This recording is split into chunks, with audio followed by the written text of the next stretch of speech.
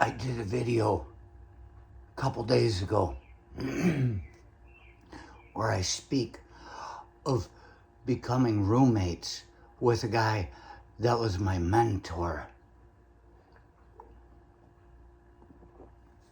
How the first night I moved into the place, we were moving into an apartment at the same time.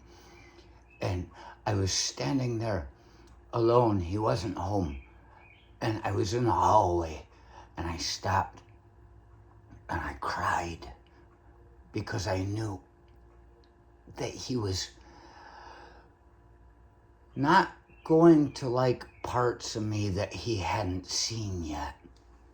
He was an aggressive individual, and I am too.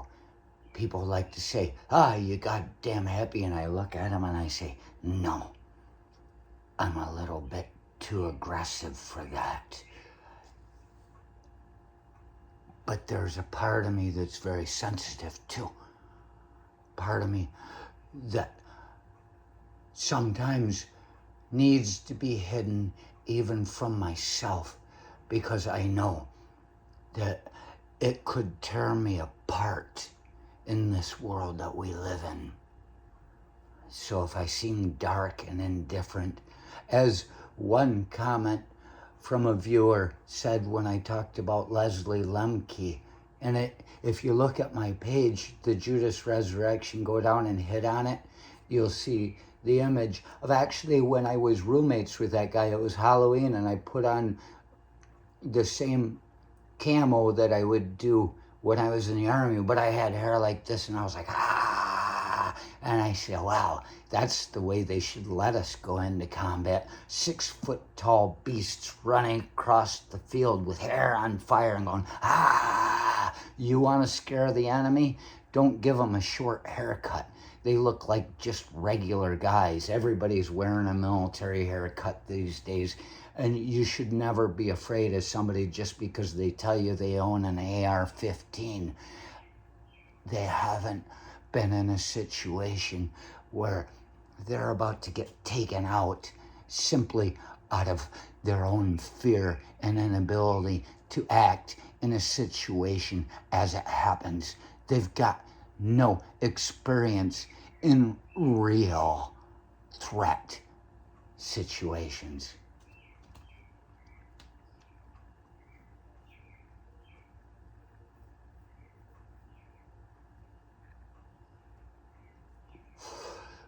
Eventually, given time, I'd had enough of hiding the decent parts of myself from this friend, and I had to let it out. Gradually, he became accustomed to it, and he seems to be okay with it. Still, I don't have to talk about those things all the time because now he knows them. I cannot hide who I am for too long. And when I come across people that are okay, other people in my life up to a certain point where you let them know what your belief system is, and they think that, well, I'm his friend, it doesn't apply to me. I can leave somebody behind just like that. And I have. Eventually we come back together given time. But there's one guy out there, Stanley Martin Renner from New Zealand, who still hasn't responded to any of my, okay, let's get back together and work things out now that we understand now that we know each other a little bit better.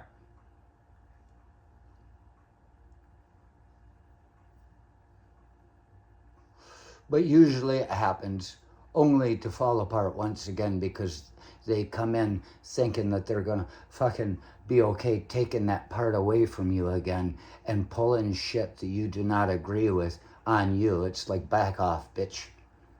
You'll be okay without me.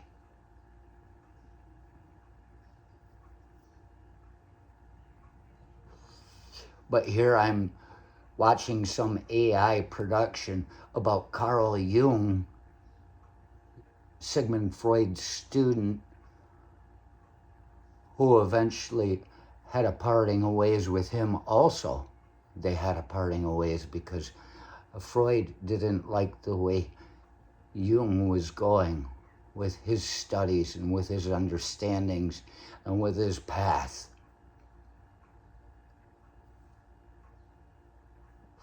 Jung mentions the notion that some of us will not just back down to be part of the status quo, the regular people. And there's a story of me in science class in 7th grade where the guy had written on the board, I won't go into it, he had these 3 options and people were voting what they thought it was. And when it came to the 3rd one that nobody else voted for, I raised my hand. He says, you're saying you believe this is the way it is? I'm a 7th grader and I'm watching. I could feel the hatred from everybody in the room because I was the only one saying this was right. And he says, are you sure about that? And I thought to myself, I would rather be right than be thrown in a cage with all these fucking monkeys. And I said, yes. And he said, you are right. And they all fucking hated me. Why? Because I did not conform. I knew what I needed to know was right. And even about that time I was on the school bus going to school, it was winter and we were going by Timothy's pub, which it now is.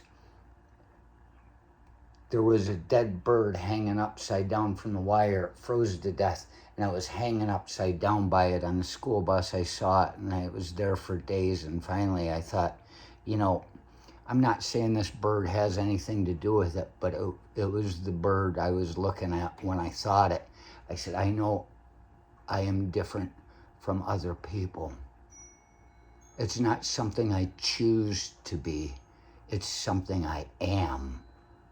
And I can no longer comply with their needs for me to give up the one part of me that I know, the one part of anybody that we can know.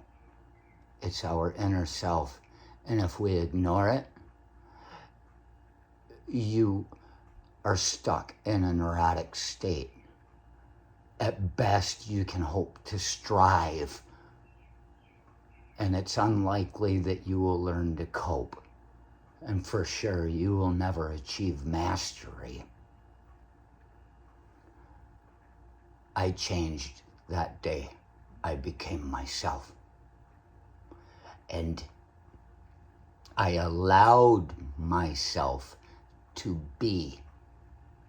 These things I say to you are the things that I think. And I had equated it to like being a vampire long ago. I've said it many times throughout my life. Would you want to be a vampire and then become human again? Once you realized how much stronger you were for yourself. I said, I would not be able to go back to just be in compliance. So people liked me. This is why I say this is something for everyone to hate. Being able to be yourself means you need to be able to live in coordination, in conjunction with your shadow personality. Those things that people don't see, those things that people don't want to see, those things that sometimes you yourself do not want to see and be, because you're afraid of the opinion of others. These things that come from other people, they have no depth of understanding to realize that you are the thing that they're afraid to be. All they see is you are something they are not.